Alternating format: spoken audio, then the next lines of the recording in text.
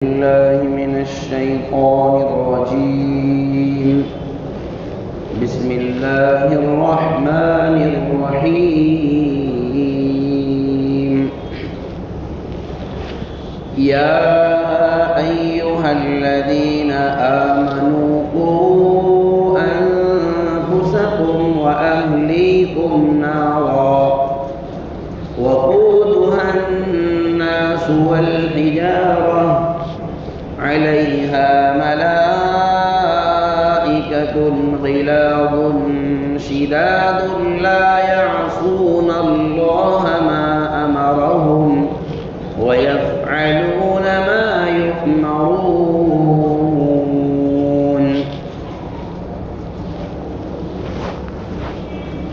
یہ سورہ تحریم کی ایک آیت ہے.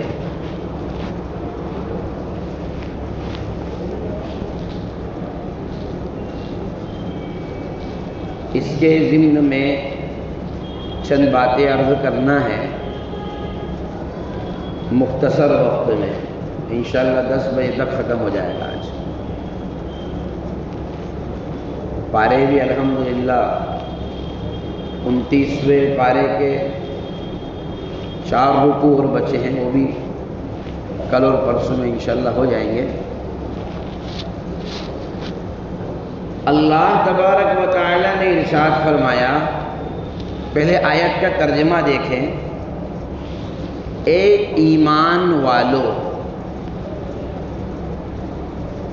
اے لوگوں نہیں کہا. جب قرآن یا ایھا الناس کہتا ہے تو وہ خطاب عام ہوتا ہے، سارے ہی لوگ اس میں شامل ہوتے ہیں. عام طور پر یا ایھا الناس کا خطاب قرآن میں وہاں کیا گیا ہے جہاں اول مخاطب کفار ہے عام طور پر، لیکن جہاں خاص اہل ایمان کی اصلاح مقصود ہو وہاں پر یا ایھا الذین آمنو، اے ایمان والو، یہ خطاب کیا جاتا ہے. اچھا، ایک بات اور بھی ہے، قرآن میں کہیں پر بھی یا ایھا الذین اسلموا نہیں ہے. اے وہ لوگ جو اسلام لائے، یہ نہیں ہے. یعنی قرآن میں کہیں یہ نہیں ہے اے مسلمانوں، بلکہ مومنوں ہیں. یا ایھا الذین آمنو، اے ایمان والو، اے مومنوں. اس لیے کہ مسلم اور مومن دونوں میں محدثین نے، بعض حضرات نے تو کہا تو ایک ہی ہے، لیکن بعض حضرات نے فرمایا کہ نہیں، دونوں میں فرق ہے. مومن اس کو کہتے ہیں جو ظاہر سے بھی پکا ہو اور باطن سے بھی پکا ہو، وہ مومن ہے. اور جو اپنے آپ کو مسلمان کہے، یہ ہو سکتا ہے کہ ظاہراً وہ مسلمانوں کی صف میں شامل ہو جائے، ظاہراً وہ مسلمانوں جیسے اعمال کرے، لیکن اندر اگر وہ پکا نہیں ہے تو وہ اس کے مومن ہونے میں پھر شک ہے. تو اللہ نے فرمایا اے ایمان والو، اے مومنو، قوا انفسکم، اپنے آپ کو بھی بچاؤ، واہلیکم، اپنے گھر والوں کو بھی بچاؤ. کہیں سے بچاؤ؟ نارن، آگ سے. کون سی آگ سے بچانا ہے؟ وقودها الناس والحجارہ، جس آگ میں اس کو جھلسانے کے لیے، اس کو بڑھانے کے لیے لکڑیاں نہیں ڈالی جائے گی، بلکہ اس میں لوگوں کو ڈالا جائے گا. کس کو ڈالا جائے گا؟ لوگوں کو ہی ڈالا جائے گا. جیسے ہم جب چولہا جلاتے ہیں تو بھائی اس میں آگ کو تاؤ دینے کے لیے کیا کرتے ہیں؟ لا بھائی لکڑی لاؤ، وہ کہتا ہے لکڑی کے ٹکڑے لاؤ، کوئی کہتا ہے لکڑی کے گلے لاؤ، کوئی کہتا ہے لکڑی یہ پھٹی ہوئی لکڑی لاؤ، کہتے ہیں کہ تو اللہ نے فرمایا کہ دو چیزیں اس میں ڈالی جائے گی، لوگ ڈالے جائیں گے اور پتھر۔ پتھر سے مراد وہ پتھر ہیں جن کو لوگ غیر اللہ میں سے، اللہ کے علاوہ لوگ جن کے آگے پوجتے ہیں، جن کی پوجا کرتے ہیں، ان کو بھی ڈال دیا جائے گا۔ سوال یہ ہے کہ وہ پتھروں نے کیا کیا بیچاروں نے؟ ارے پتھروں کا تو کوئی قصور ہی نہیں ہے، انہوں نے کیا کیا؟ ان کو کیوں ڈالا جا رہا ہے؟ پتھر تو اتنے بے قصور ہیں۔ میں آپ کو ہمارے علاقے کا ایک واقعہ بتاؤں۔ ایک صاحب ہمارے ملنے والے ہیں، ان کے گاڑیاں ہیں، ٹرک ہے ان کے، تو وہ بتا رہے تھے ایک جگہ کے بارے میں، میری گاڑی خراب ہو گئی گھاٹ پہ، اب وہ آئل وائل نکال کر کے، خراب آئل تھا، وہ تگاری میں نکال کر کے انہوں نے، ایک بہت بڑا پتھر تھا، میں نے اب اس کے اوپر جا کر انڈیل دیا، ایسی چیزیں کہیں پھینک دو، تو وہ پاس میں پتھر تھا، تو پتھر کے اوپر اب وہ پورا پتھر کیا ہو گیا؟ کالا۔ وہ کہنے لگے کچھ دنوں کے بعد میں نے آ کر دیکھا تو وہاں تو وہ پتھر کو مورت بنا لی لوگوں نے، اس پتھر کو کیا کی؟ مورتی بنا لی اور اس کی پوجا کا کام شروع کر دیا۔ اس لیے کہ جو اللہ کو نہیں مانتے پھر وہ سب کو مانتے ہیں، جو اللہ کو نہیں مانتے وہ پھر سب کو مانتے ہیں۔ اس لیے اللہ نے کہا کہ مجھے مان لو، پھر کسی سے مانگنے کی ضرورت نہیں ہے، نہ کسی کو ماننے کی ضرورت ہے۔ تو اللہ تبارک و تعالی پتھر مشرکوں کو، کافروں کو عذاب دینے کے لیے اور ان کے عذاب میں اضافے کے لیے، جس کو کہتے ہیں جلے پہ نمک چھڑکنا، جس کو کہتے ہیں جلے پہ نمک چھڑکنا، اور ہماری اصطلاح میں کہیں، محدثین نے کہیں لکھا نہیں ہے، مفسرین نے کہیں لکھا نہیں ہے، یہ تو میں اپنے طور پر کہہ رہا ہوں کہ ہماری اصطلاح میں کہیں کہ وہ چڑھانے کے لیے، کائیں کے لیے؟ دیکھو آدمی کو جس کی وجہ سے تکلیف پہنچتی ہے، جب وہ سامنے آتا ہے تو کیا کہتا ہے؟ تو ہٹ جا یار بھائی، تو میرے سامنے مت آیا کر، تیرے کو دیکھ کے ویسے ٹینشن آتا ہے، کیا کہتے ہیں؟ تیرے دیکھ کے تو میرے ویسے ہی دماغ کھولنے لگتا ہے، کہتے ہیں کہ نہیں کہتے ہیں؟ تو وہ جب پتھروں کو دیکھیں گے تو ان کی نظر پڑے گی تو ان کا دماغ اور خراب ہوگا، وہ اور ٹینشن میں آئیں گے، عذاب میں اور اضافہ ہوگا۔ اور اللہ، اور ایسا بھی نہیں ہے کہ چلو بچ جائیں گے، بچ بھی نہیں سکتے ہیں۔ کیوں؟ علیہا ملائکہ، اس لیے کہ اس پر فرشتوں کو مقرر کیا گیا ہے، اور فرشتوں کی کیفیت کیا ہے؟ علیہا ملائکۃ غلاظ، تندخ ہیں، خطرناک ہے، شداد، بڑے مضبوط ہیں، اور لا یعصون اللہ ما امرہم، اللہ نے جو کہہ دیا بس وہی کرتے ہیں، اللہ نے جو کہہ دیا ہے بس وہی کرتے ہیں۔ جیسے چھوٹے شیطانوں کو آج کل جو ہو رہا ہے، چھوٹے شیطانوں کو بڑے شیطان نے جو کہہ رکھا ہے وہ کر رہے ہیں، تو ایسے ہی فرشتوں کو اللہ نے جو آرڈر دے دیا ہے کہ پجاؤ قاعدے سے، تو وہ قاعدے سے پجائیں گے، دو ان کو تو وہ دیں گے، سیدھی ساتھ بات ہے۔ لا یعصون اللہ ما امرہم ویفعلون ما یؤمرون، اور وہ وہی کرتے ہیں جس کا ان کو حکم دے دیا گیا۔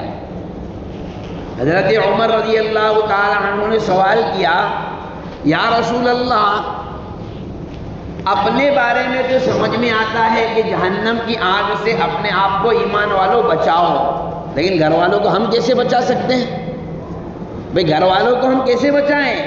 آپ علیہ السلام نے فرمایا کہ گھر والوں کو ہر وہ کام کرنے کا کہو جو اللہ اور اس کے رسول نے کہا ہے، ہر اس کام سے روکو جو اللہ اور اس کے رسول نے منع کیا ہے، ہو گیا مسئلہ حل۔ اسی کو تو حدیث میں کہا گیا، کلکم راعٍ، تم میں سے ہر ایک نگہبان ہے، اور وَكُلُّكُمْ مَسْئُولٌ عَنْ رَعِيَّتِهِ، اور ہر ایک سے اس کی رعیت، اس کے ماتحتوں کے بارے میں سوال کیا جائے گا۔ آدمی نگراں ہے اپنے ماتحت میں رہنے والے بچوں کا، عورت نگراں ہے اپنے ماتحت میں رہنے والے بچوں، اپنے گھر میں رہنے والی چیزوں کا، ہر چیز کو، ہر فرد کو. اول امیر جو بادشاہ ہوتا ہے وہ نگراں ہوتا ہے اپنی رعایا کا، یعنی سب کی الگ الگ ذمہ داری اور جوابداری ہے. تو معلوم یہ ہوا کہ جو ہے اپنے ماتحتوں کو، اپنے گھر والوں سے مراد جو اپنے ماتحت میں ہیں ان کو آگ سے بچاؤ. اب آگ سے بچانے کے لیے کتنی کوشش کرنا ہے؟ بھئی اگر آپ کے سامنے کوئی آگ میں جل رہا ہو تو کیا آپ خالی یہ کہہ کر کے ارے بھائی جان مت کودو یار جل جاؤ گے، بس خالی یہ کہہ کر کے چھوڑ دیں گے اس کو؟ ارے کوئی آگ میں جا رہا ہو تو کیا اس کو کہیں گے مت کود یار جل جائے گا، بس ہو گیا ختم؟ بلکہ کیا کریں گے آپ؟ اگر وہ جا رہا پکڑ کے لائیں گے کن لائیں گے اس کو؟ اور اگر کوئی جاننے پہچاننے والا ہو تو دو جائیے پاگل ہے مرے گا کیا، یہ تو کریں گے. اب تو ہی پھنسے گا ہم کو ہی پھنسوائے گا، بھائی یہی کریں گے نا. کیوں؟ اس لیے کہ آپ جانتے ہیں اگر وہ آگ میں جل گیا، کود گیا تو پورا بدن اس کا جل جائے گا. تو دنیا کی آگ سے بچانے کے لیے جیسے ہم کوشش کرتے ہیں ایسے ہی اپنے آپ کو، اپنے بچوں کو، اپنی نسلوں کو جو ہے جہنم کے آگ سے بچانے کی کیا کی جائے؟ کوشش کی جائے. اب اس میں بچوں کی تربیت بھی آ گئی. اس میں بچوں کی تربیت اس انداز پر کی جائے کہ ان کا ذہن پہلے دن سے ہی ان کا ذہن اسلامی بنایا جائے. آپ اس کا اندازہ اس سے لگا لو کہ رسول اللہ صلی اللہ علیہ وسلم نے بچہ جیسے ہی پیدا ہو تو پیدا ہوتے ہی 7ویں دن اس کا عقیقہ کرنے کو مسنون قرار دیا گیا. بھئی 7ویں دن اس کا کیا جائے؟ عقیقہ کیا جائے. اور وہ عقیقہ در حقیقت اس بچے کے لیے صدقہ ہے. اللہ اس کی برکت سے اس بچے کو تمام بلاؤں سے، تمام مصیبتوں سے، تمام شرور و فتن سے محفوظ رکھے گا. عقیقہ اس لیے کیا جاتا ہے. ٹھیک ہے. اب بتائیے جب ہم لوگ عقیقے کو برتھ ڈے والے دن کرنے لگیں گے تو ابھی جو برتھ ڈے والی پارٹی ہے یہ آئی ہے کہاں سے؟ یہودیوں کی طرف سے. یہ یہودیوں والا عمل ہے.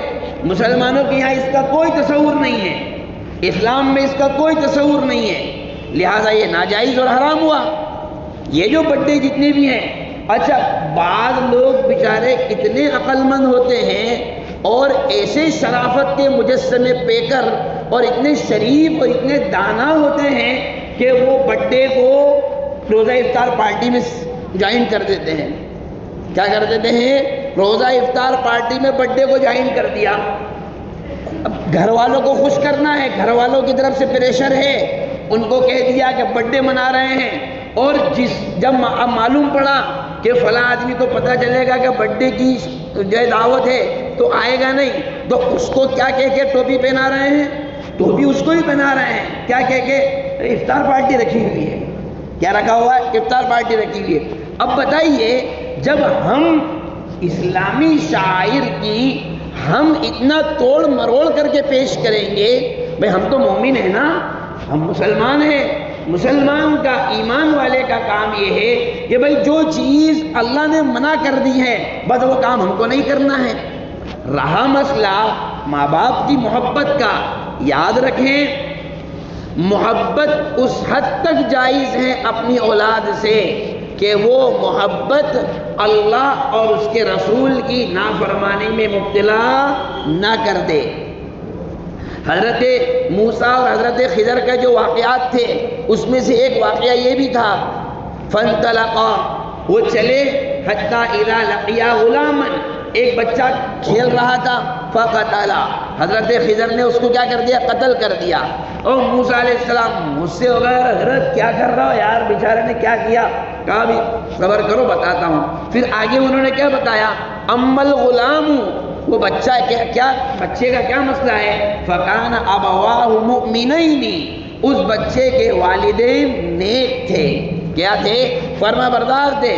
فَخَشِينَا أَن يُرْهِقَهُمَا طُغْيَانًا وَكُفْرًا. تو ہم کو ایسا اللہ فرماتا ہے ہم کو یہ اندیشہ ہوا کا مطلب یہ ہے کہ اللہ کو یقینی طور پر یہ بات معلوم تھی، اللہ کے علم میں یہ بات ہے کہ وہ بچہ ضد کی وجہ سے اپنے ماں باپ کو نافرمانی میں مبتلا کر دے گا، اس لیے اللہ تبارک و تعالی نے چاہا کہ اس کو لے لے اور اس کے بدلے میں دوسری اولاد، دوسرے بچہ اس کو عطا کرے، ان کے ماں باپ کو عطا کرے.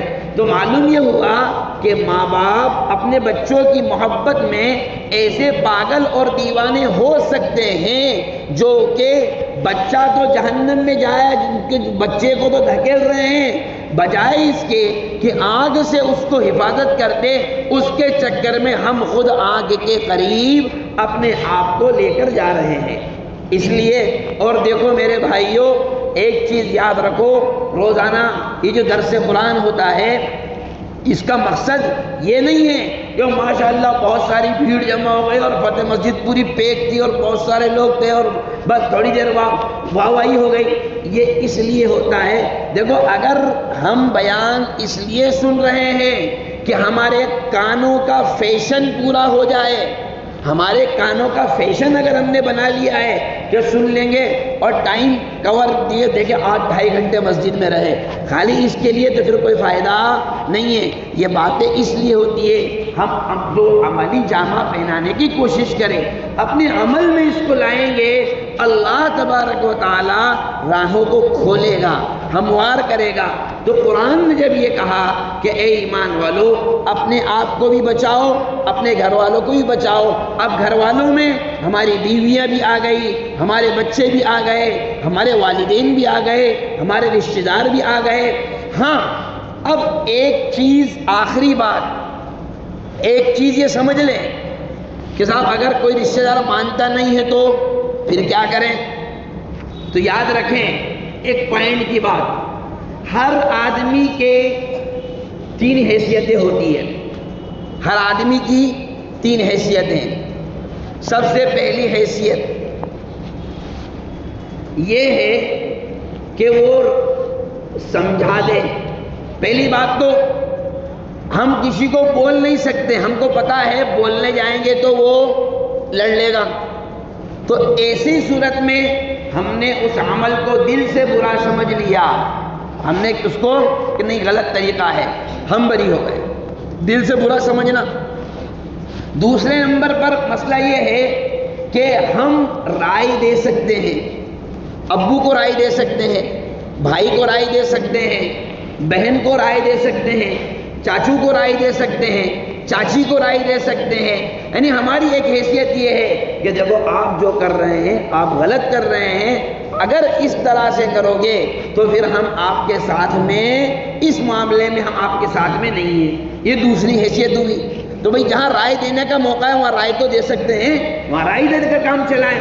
اور تیسرے نمبر پر جو سب سے اہم ہے وہ یہ کہ ہمارے خود کے ہاتھ میں قلم ہے، فیصلہ ہم کو خود کو کرنا ہے. اب بتاؤ جب فیصلہ ہم کو خود کو کرنا ہے وہاں کس کا دباؤ بھائی؟ دوسروں میں تو ہم یہ کہہ کر بچ جاتے ہیں، یہ کہہ کر چھوٹ جاتے ہیں کہ یار اپنے ہاتھ میں کچھ نہیں ہے، یہ کہہ کر چھوٹ گئے. دوسروں کے گھر میں یہ کہہ کر چھوٹ گئے کہ ہمارے ہاتھ میں کچھ نہیں ہے. لیکن جہاں پر فیصلہ ہی ہم کو کرنا ہے وہاں کیسے بچ سکتے ہیں؟ اس لیے اللہ تبارک و تعالیٰ نے عقل سلیم عطا فرمائی، ایمان کی روشنی عطا فرمائی، ایمان عطا فرمایا. اس کا تقاضا یہ ہے کہ قرآن کے مطابق، احکام کے مطابق، رسول اللہ صلی اللہ علیہ وسلم کے فرامین مبارکہ کے مطابق اپنے آپ کو ڈھالنے کی کوشش کریں گے. اللہ تبارک و تعالی نیکی کی راہوں کو آسان کرے گا اور تکلیفوں اور مصیبتوں کی راہوں کو کھولے گا اور ایمان کی شعاعیں دل کی گہرائی تک پہنچے گی. اللہ تعالی ہم سب کو عمل کی توفیق عطا فرمائے، اللہ ہم سب کی اصلاح فرمائے.